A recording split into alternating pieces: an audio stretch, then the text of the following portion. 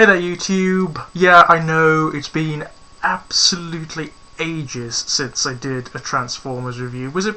Yeah, it was before Christmas, I believe, since I did my last one. The thing with my Transformers reviews is they're my favourite videos to do for YouTube, but I only like to do them when I'm in the right mood, when I can feel the, I don't know, the rhythm of them flowing properly. If I don't like to do them. I've done several since Christmas and they just haven't turned out correctly, but this evening I just felt an inclination to do one, and this one is extremely special. This toy I've wanted for a very long time, ever since I saw the photographs of it on the internet, and it's one of the very few toys and one of the very few characters that competes with Generation 1 Scorponok in my eyes for the top slot. This is one of my absolute favourite toys, and it's unusual because it's a repaint as well. It's a repaint. Repaints generally, I'm only interested in them if they are interesting characters and if the repaint and the mould actually suit the character in question. Now this guy was an entirely new character when he was created. He wasn't like one of the universe moulds, which represents an updated classic Generation 1 character. Nominally he's part of the RID line, that's what he was released in, but he's not really. He's actually a Transformer from the Beast era, the Beast Wars, Beast Machines. And in point of fact, were it not for him, the Beast Wars would never have happened. He doesn't actually appear, or he's even referenced in the cartoon. In fact, the character was created long after the cartoon itself aired. He's a sort of retrospective character.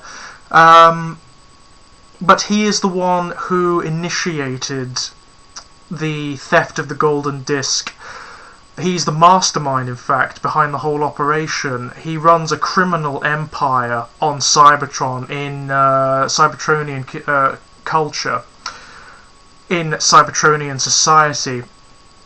He's actually quite a public figure by all accounts in Cybertronian society. He markets himself as a legitimate businessman. I believe he runs a pub or a bar or something really strange like that. Anyway, I will link to his wiki profile in the sidebar there, which is extensive, and that's where I got most of my information on him from. Unfortunately, the material on him is very difficult to get a hold of because it all occurred in the expanded universe, in the 3H comics and that sort of thing, so it's kind of difficult to get character information on him. There is an interesting animation on YouTube which details the events on Cybertron before the Beast Wars actually began, in which you get to see the Maximals and the Predacons in their Cybertronian forms. It's actually really quite good, and I will also provide a link to that somewhere.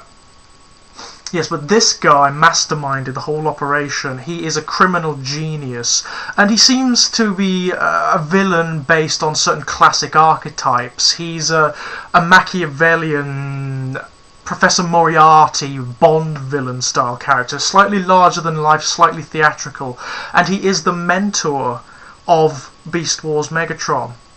Beast Wars Megatron is his underling, his lieutenant, and he actually seems to have a degree of kinship and affection for him, but that doesn't prevent him from attempting to double-cross Megatron and place the rap for the theft of the Golden Disc on him. But Megatron is actually too good of a student. He actually triple-crosses his mentor so that he takes the fall and Megatron reaps all of the benefits of the operation.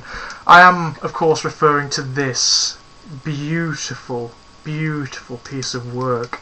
This is Cryotek. He is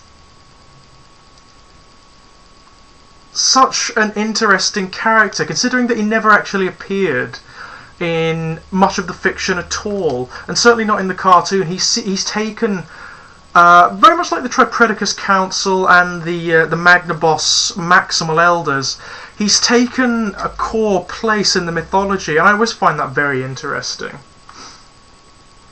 Now, in the comics, he actually went on to survive Megatron's purge of Cybertronian society when he reappeared in the Beast Machines era. In fact, Cryotek, by all accounts, helped him realise it. And the reason that he has Megatron's Transmetal 2 Dragon form, other than the fact that he's a repaint of it, is that he apparently tried to help Megatron purge himself of it. Megatron, of course, returns from the Beast Wars quite mental, with this fanatical, almost religious hatred of the biological. So he tries to purge the biological components, i.e. his beast mode, from himself, and Cryotek adopts it for himself. Unfortunately, the effort leaves him deactivated, and Megatron just leaves him. He's really beneath Megatron's notice once he's helped him achieve his state of technological purity. And rather than falling prey to Megatron's purges, he actually retreats from Cybertron to, I believe it's New Quintessa. It's wherever the Quintessons have made their home at the time of the Beast Machines cartoon. And he strikes up a partnership with them.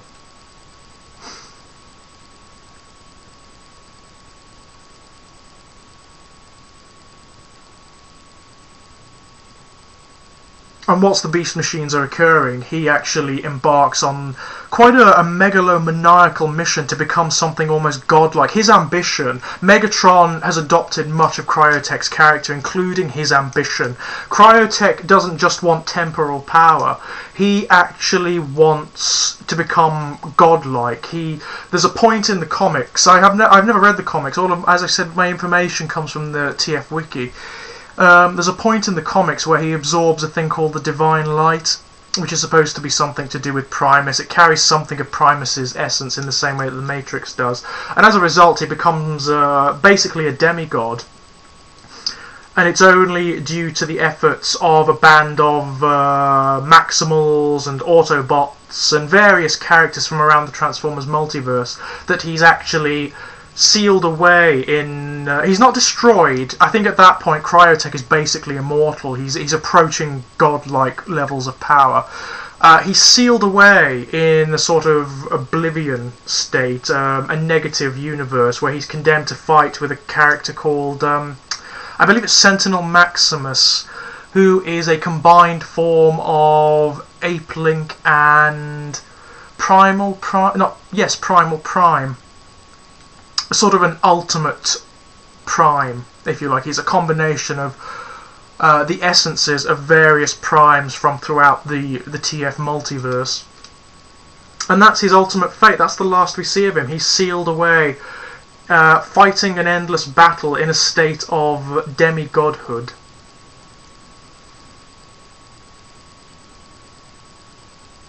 Quite a fantastic bio, and it suits the toy magnificently. I mean, this toy is gorgeous. If you've seen my Transmetal 2 Megatron review, you will know that this mould is one of my absolute favourites of any toy in existence, let alone the Transformers. I think this mould is magnificent for all of its faults, and it does have a couple. The main one is that they've retained the stupid third mode. Yes, this thing has, this is actually a Transmetal 2, but akin to the Transmetals that preceded the line, this thing has a third alt mode. It doesn't even exist. Forget I even mentioned it. It doesn't have a third alt mode at all. It just has a dragon and a robot mode, and the dragon and the robot modes are spectacular. The dragon mode in particular just looks so magnificent. The detail on it, I mean, it retains all of the details from the TM2 Megatron mold, with the only has the most minor alteration, and that is this little claw here on his wing is slightly different. It's more angular on Cryotek for some reason. No idea why. It's a minor remold, does very little to distinguish the toy, but it really doesn't matter. I would happily buy almost any repaint of this mould. In fact, Ray and I were talking not too long ago. It would be lovely to see, and I believe someone on YouTube has done it. There is a response to my Transmetal 2 Megatron review, a video response. Someone has repainted the Megatron black, and it's beautiful. I would like to see a character named, as would Ray, a character named Tiamat, a female based on this mould, perhaps with a slightly different robot head. That would be gorgeous, and I'm thinking black and pink. That would just be wonderful.